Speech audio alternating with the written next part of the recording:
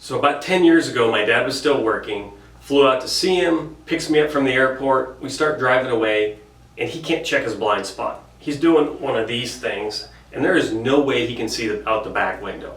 I ask him about it, and he says it's been getting worse over a few months, which probably means 6-9 months with him. Ask him why he didn't go see anybody. Too busy. But now he's becoming a danger because he can't look out the back side of the window. I'm there, take care of him for a couple days, make him go see the chiropractor in his city. He gets better. All of a sudden he realizes how much he couldn't see his blind spot and is kind of happy he's finally going in. A year later, I fly out and see him, same thing again. It's not quite as bad, but it's not very good. I ask him why he didn't go see somebody. Too busy. And just that same problem over and over again. Well, this happens with a lot of us that we don't think it's as big of a deal until it is. Not being able to check the blind spot is a problem.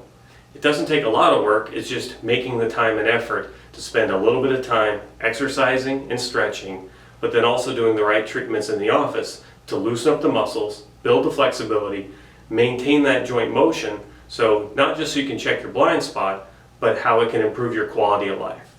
So do the little things, get better, be able to check the blind spots, and stay away from my dad when he's driving his car in Sun Lakes.